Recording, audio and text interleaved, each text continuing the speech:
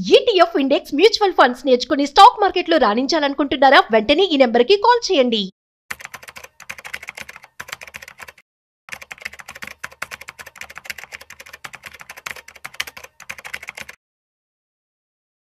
Hey guys, రీసెంట్గా మనము IT employees ఎలా పెట్టుబడి పెట్టుకోవాలనేది ఒక వీడియో చేయడం జరిగింది. సో దానికి మంచి రెస్పాన్స్ అయితే రావడం జరిగింది. కాబట్టి అది ఒక సక్సెస్ స్టోరీ కింద మనం తీసుకోవచ్చు. మరి ఐటీ ఎంప్లాయీస్లోనే ఫెయిల్యూర్ స్టోరీస్ కూడా ఉంటాయి. సో వాళ్ళు పెట్టుబడి సరిగ్గా చేయక, సో ఏదైనా రీజన్స్ కావచ్చు. సో దాని గురించి కూడా మనం తెలుసుకోవాలి కదా. సో తెలుసుకుందాం. సో అయితే దీని గురించి కొంత చెప్పడానికి ఇవాళ మనతో qualified personal finance professional Chari గారు ఉన్నారు. సో వారి మాటల్లో మరింత సమాచారం అడిగి తెలుసుకుందాం. హాయ్, హలో, నమస్తే, వెల్కమ్ టు సుమన్ టీవీ. నేను మీ Rajiv Pasupuleti. So let's start. So hi sir, నమస్తే. నమస్తే అండి, ఎలా ఉన్నారు? బాగున్నానండి, థాంక్యూ. Yeah, super. సో మనం లాస్ట్ టైం చేసినటువంటి వీడియో చాలా చక్కగా వెళ్ళింది. అండ్ మీకు కూడా చాలా మంచి కామెంట్స్ కావచ్చు, కాల్స్ కూడా రావడం జరిగింది. అవునండి. సో ఎలా అనిపించింది ఏంటి? Yeah, it was very good అండి. మనము కరెక్ట్ ఎడ్యుకేషన్ ఈ వీడియోల ద్వారా ఇవ్వగలిగితే దట్ ఈస్ మచ్ బెటర్ అండి. Yeah, true. సో మరి అది సక్సెస్ స్టోరీ. మరి ఫెయిల్యూర్ స్టోరీస్ కూడా ఉంటాయి కదా. కరెక్ట్. సో మన అబ్దుల్ కలాం గారు కూడా చెప్తూ ఉంటారు ఫెయిల్యూర్ స్టోరీస్ చదవాలని చెప్పి. సో ఏమన్నా ఉంటే చెప్పండి. కరెక్ట్. అంటే టు బి వెరీ హానెస్ట్, నా దగ్గర ఉన్న చాలా సక్సెస్ స్టోరీస్ మా ఫ్రెండ్స్ వి నేను చాలా రిలేటివ్ చేసి దాన్ని ఇది చేసి చెప్పాను. ఓకే. అయితే ఆ సక్సెస్ స్టోరీస్ వాళ్ళు సక్సెస్ అవ్వడానికి వాళ్ళకి ముందు నేను ఫస్ట్ ఫెయిల్యూర్ స్టోరీస్ చెప్పాను. సో యాక్చువల్గా ఏంటంటే ఐటీ ఎంప్లాయీస్ తే మళ్ళీ అగైన్ అందులో నుంచి అంటే క్లయింట్స్ వాళ్ళు లేదా ఫ్రెండ్స్ వాళ్ళు జరిగిన స్టోరీస్ నాకు వచ్చి వాళ్ళు చెప్పిన స్టోరీస్ నేను చెప్తాను చూడండి.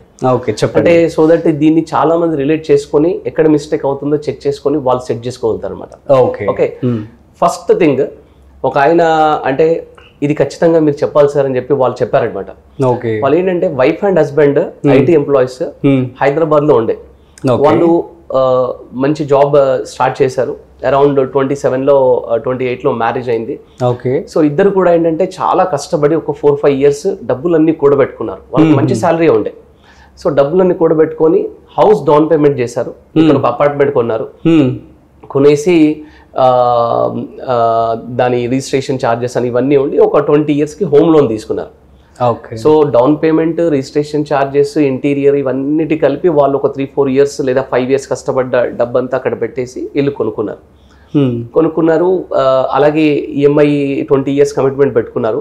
కానీ వాళ్ళకు ఒక చిన్న ఇదేంటంటే లోన్ ని నేను తొందరగా క్లోజ్ చేసేయాలి.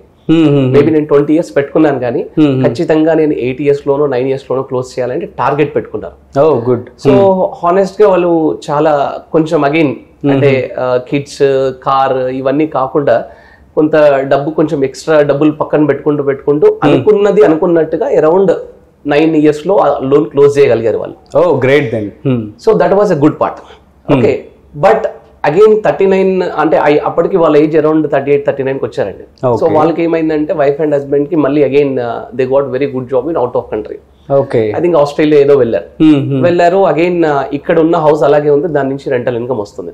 ఓకే. సో అక్కడికి వెళ్ళిన తర్వాత కూడా ఏమిందంటే అగైన్ మంచి తలా 2-3 లక్షల శాలరీలు వచ్చాయి. అగైన్ ఒక 3-4 years కష్టపడ్డాడు. అయితే అవుట్ ఆఫ్ కంట్రీలో జనరల్ గా మళ్ళీ అగైన్ రెంట్స్ అవన్నీ ఎక్కువ ఉంటాయి కదా, ఇక్కడ కూడా ఓన్ హౌస్ తీసుకుందామని సేమ్ ఇక్కడ ఏదైతే కాన్సెప్ట్ స్టార్ట్ చేస్తారో అక్కడ కూడా అదే కాన్సెప్ట్ స్టార్ట్ చేశారు. ఒక 3-4 years కష్టపడి అక్కడ డౌన్ పేమెంట్ కట్టారు, సేమ్ ఇంటీరియర్స్, అగైన్ ఇల్లు కొన్నారు. అక్కడ ఏంటంటే again 25 years home loan commitment పెట్టుకున్నారు. మళ్ళీ సేమ్ 9-10 years లో హోమ్ లోన్ క్లియర్ చేద్దామని చెప్పి సేమ్ టార్గెట్ స్టార్ట్ చేస్తారు. 42 age లో ఏమో ఇల్లు తీసుకున్నారు. అది క్లియర్ అయింది. అంటే మొత్తం క్లియర్ అవ్వకపోయినా అరౌండ్ 50కి వచ్చేసరికి హోమ్ లోన్ కొంతవరకు 50-60 అక్కడ కూడా 60% వరకు కూడా హోమ్ లోన్ ఆల్మోస్ట్ క్లియర్ చేశారు. బట్ ఇక్కడ నిలబడ్డారు వాళ్ళు, 50 age లో నిలబడ్డారు. నిలబడి ఒక్కసారి బ్యాక్ వెనక్కి తిరిగి చూస్తే అక్కడ ఓన్ హౌస్ ఉంది, ఇక్కడ ఓన్ హౌస్ ఉంది. దీనికి రెంటల్ ఇన్కమ్ అరౌండ్ 25,000-30,000 వస్తుంది. ₹1,00,00,000 ఇల్లు ఉంది ఇక్కడ హైదరాబాద్ లో. అక్కడ చూస్తేనేమో ఇంకా హోమ్ లోన్ పూర్తిగా క్లియర్ అవ్వలేదు. కానీ సిచ్యువేషన్ ఏంటంటే వాళ్ళకి 50 అనేసరికి ఐటీలో కొంచెం జాబ్ రిస్క్ కదండి. Exactly. So job risk start అయిపోయింది. పిల్లలు ఆల్రెడీ గ్రాడ్యుయేషన్కి వచ్చారు. అవుట్ ఆఫ్ కంట్రీలో ఉన్న సిచ్యువేషన్ ఏంటంటే మన ఎడ్యుకేషన్ అంతా ఫ్రీ అంటారు కానీ గ్రాడ్యుయేషన్కి వచ్చేసరికి మన నర్సరీ నుంచి 10+2 వరకు ఉన్న ఎడ్యుకేషన్ మొత్తం ఒకేసారి తీసేస్తారనమాట. ఓకే. సో అక్కడ ఇప్పుడు వాళ్ళకి పిల్లల చదువులకి డబ్బులు దాచిపెట్టుకోలేకపోయారు, అలాగే వాళ్ళ రిటైర్మెంట్ ప్లాన్ చేసుకోలేకపోయారు, ప్లస్ జాబ్ రిస్క్ స్టార్ట్ అయిపోయింది. సో చూడ్డానికి ఈ ఎంటైర్ సిచ్యువేషన్ లో పాజిటివిటీగా కనిపించినా కూడా ఎగ్జాక్ట్లీ అంటే చూడ్డానికి అంత పాజిటివ్ అన్నట్టు కనిపిస్తుంది, కానీ ఎక్కడో వెనక్కి తిరిగి చూస్తే సరికి ఒక ఇల్లుతో మిగిలారు అంతే. అబ్బా. సో అప్పుడు మాకేమనిపించిందంటే ప్లానింగ్ అనేది చాలా ఇంపార్టెంట్. నేను ఎప్పుడు ఇదే చెప్తా ఉంటానండి. అసలు ఫస్ట్ ఆఫ్ ఆల్ ఒక 27-28 years లో ఎంత వీళ్ళు చేసేది కూడా చూడండి, చాలా సాక్రిఫైసెస్ చేసేసి డబ్బులన్నీ కూడా చాలా అక్యుములేట్ చేసుకొని సేవ్ చేసి మరి ఇంత జాగ్రత్తగా ఇన్వెస్ట్ చేశారు. బట్ సమ్ హౌ ఎక్కడో లాగింగ్ జరిగింది. అంటే ఈ ఎంటైర్ ప్రాసెస్ లో నాకు అనిపించింది ఏంటంటే ఒక ప్రాపర్ ప్లానింగ్, ఒక ప్రాపర్ ప్రాసెస్ ని ఇంప్లిమెంటేషన్ జరగలేదు ఎక్కడో. సో ఇదొకటి మిస్సింగ్ అండి. ఇదొక కేసు. అంటే ఇది సక్సెస్ లాగా కనిపిస్తున్న ఒక ఫెయిల్యూర్ కేసు అండి. ఎందుకంటే ఇది వాళ్ళే చెప్పారు, చెప్పండి సార్ ఇలాగని. ఓకే, ఇలా చాలా మంది ఉన్నారండి. ఇది మీరు చూడండి, చాలా మంది రిలేట్ చేసుకుంటారు దీనికి. Okay. And second point, again 15 years back, అంటే 15 years అవుట్ ఆఫ్ కంట్రీలో, ఐ థింక్ US ఆర్ కెనడాలో ఉండి వైఫ్ అండ్ హస్బెండ్ ఇద్దరు కూడా బాగా డబ్బులు సంపాదించి ఎవ్రీ 2-3 years ఒక ప్రాపర్టీ కొన్నారు ఇక్కడ. ఓకే. అయితే వాళ్ళ పేరెంట్స్ కి వాళ్ళు డబ్బులు పంపించడం, వాళ్ళు ఇక్కడ కొనుక్కోవడం. సో వాళ్ళు ఇప్పుడు బ్యాక్ వచ్చారు. అంటే ఇంకా మేము ఇంకా అక్కడ ఉండవండి, పిల్లలు పెద్దగా అవుతున్నారు, we want to come back to India అని చెప్పేసి వాళ్ళు వచ్చి ఇక్కడ సెటిల్ అయ్యారు. ఓకే. బట్ అన్ఫార్చునేట్లీ ఏమైందంటే డైవర్సిఫికేషన్ చేయలేదు వాళ్ళు. ఇక్కడ మిస్టేక్ ఏంటి, ఈ ఫెయిల్యూర్ స్టడీ నుంచి మనం తెలుసుకోవాల్సింది ఏంటంటే డైవర్సిఫికేషన్ లేదు. ఇక్కడ వచ్చి అమ్ముదామంటేనేమో కొన్ని ప్రాపర్టీస్ ఒకరి పేరు మీద, కొన్ని ప్రాపర్టీస్ ఒకరి మీద, అట్లా డిఫరెంట్ గా ఉన్నాయి. అండ్ అసలు అమ్ముదామంటే బయ్యర్ దొరకరు. బయ్యర్ దొరికినా మొత్తం ఆన్ పేపర్ ఒకలాగా ఉంటుంది, ఆఫ్ పేపర్ ఒకలాగా ఉంటుంది. సో ఈ టాక్సేషన్ ఇష్యూస్. సో ఎక్కడో ఒక చిన్న అపార్ట్మెంట్స్ కి వస్తున్న 25-30,000, ఒక US లో 15 years ఉండి ఇక్కడికి వచ్చిన వాళ్ళ లైఫ్ స్టైల్ ఎలా ఉంటదండి? కనీసం వాళ్ళకి ఒక 2 lakhs per month వస్తే గానీ సరిపోదు వాళ్ళకి. ఇప్పుడున్న ఈవెన్ హైదరాబాద్ ఇండియన్ సిచ్యువేషన్ కావచ్చు, సో ఇన్ఫ్లేషన్ వల్ల వాళ్ళ లైఫ్ స్టైల్ కి అది కావాలి. వాళ్ళ దగ్గర చూడడానికి 25-30 crores ఆస్తులు కనిపిస్తున్నాయి కానీ రెగ్యులర్ ఇన్కమ్ వచ్చేది లేదు. సో ఇవన్నీ కొంచెం సెట్ చేసుకోవాలన్నా అట్లీస్ట్ దాంట్లో ఒక 50% వాటిని కొంచెం లిక్విడేట్ చేసి చేయాలన్నా వాళ్ళకు ఒక 4-5 years పడుతుంది. సో ఈ అవుట్ ఆఫ్ కంట్రీలో ఉన్న వాళ్ళు కూడా ఈ ఫెయిల్యూర్స్, అగైన్ ఈ స్టోరీ కూడా ఏంటంటే సక్సెస్ లా కనిపించే ఫెయిల్యూర్ స్టోరీ అని చెప్పాలి. సో వీళ్ళు కూడా ఏంటంటే డైవర్సిఫికేషన్ మీద కాన్సన్ట్రేట్ చేయాలండి. Okay. And third and very important story అండి ఇది. ఇక్కడ ఒక ఆయన బాగా డబ్బు సంపాదించాడు. ఓకే. రెండవది ఆయన బాగా ఇన్వెస్ట్మెంట్స్ కూడా చేశాడు.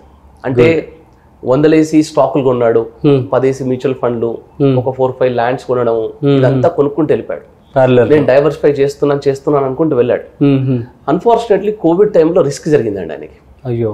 రిస్క్ జరిగేసరికి అసలు వాళ్ళ ఫ్యామిలీకి కానీ పిల్లలు కానీ, పిల్లలు 10th class 12th class చదువుతున్న వాళ్ళు ఉన్నారు, అసలు వాళ్ళకి ఈయన ఇన్వెస్ట్మెంట్స్ అన్ని ఎక్కడున్నాయో తెలియట్లేదండి.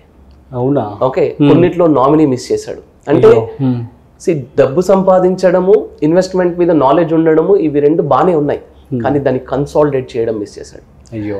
ఫైనాన్షియల్ ప్లానింగ్, ఇన్వెస్ట్మెంట్ ప్లానింగ్ లో 3 చాలా ఇంపార్టెంట్ అండి. డబ్బు సంపాదించడం ఎంత ఇంపార్టెంటో, ఆ డబ్బుని రైట్ డైరెక్షన్ లో పెట్టడం ఎంత ఇంపార్టెంటో, అలాగే ఆ డబ్బుని ఎవరి గురించి అయితే, ఎందు గురించి అయితే ఇన్వెస్ట్ చేస్తున్నామో, మనకి ఏదైనా రిస్క్ జరిగితే వాళ్ళకి అందేలాగా చెందేలాగా మనం ప్లానింగ్ చేసి పెట్టుకోవాలి. Consolidation is very important. మనం సరిగ్గా నామినీ పెడుతున్నామా లేదా వీటన్నిటికీ. సో ఫస్ట్ స్టోరీ నుంచి మనం తెలుసుకోవాల్సింది ఏంటంటే ప్లానింగ్ అండ్ ప్రాసెస్ చాలా ఇంపార్టెంట్. సెకండ్ స్టోరీ నుంచి మనం తెలుసుకోవాల్సింది ఏంటంటే డైవర్సిఫికేషన్ అనేది చాలా ఇంపార్టెంట్. థర్డ్ స్టోరీ నుంచి మనం తెలుసుకోవాల్సింది ఏంటంటే కన్సాలిడేషన్ అనేది మనకి ఇంపార్టెంట్. అసలు ఎందుకు చేస్తున్నాం, ఎందుకు ఇన్వెస్ట్ చేస్తున్నాం అనే పర్పస్ మీకు క్లారిటీ లేకపోతే ఎందుకు డబ్బు సంపాదిస్తున్నారు, ఎందుకు ఇన్వెస్ట్మెంట్ చేస్తున్నారు, ఏదో ఒక 1 రూపీ పోతుంది కదా అని చెప్పి ఒక ప్రాపర్ ఫైనాన్షియల్ అడ్వైజర్ లేకుండా ఇన్వెస్ట్ చేయడం అనేది చాలా చాలా తప్పండి. సో ఐటీ ఎంప్లాయీస్ అందరూ కూడా తెలుసుకోవాల్సింది ఏంటంటే సక్సెస్ స్టోరీస్ నుంచి మీరు ఎన్ని నేర్చుకుంటున్నారో, ఫెయిల్యూర్ స్టోరీస్ నుంచి కూడా అన్ని మీరు ఇవన్నీ నేర్చుకోవాలి. ఇలాంటి సర్కమ్స్టాన్సెస్ మీకు ఎదురైనప్పుడు వాటిని మీరు జాగ్రత్తగా ఎదుర్కోండి. ఒకటి, రైట్ డైరెక్షన్ లో investment, diversification and consolidation, going with proper genuine advisor is always suggestible అండి. ఎందుకంటే ఐటీ ఎంప్లాయీస్ వాళ్ళ దాంట్లో దే ఆర్ వెరీ ఎక్స్పర్ట్స్ అండి.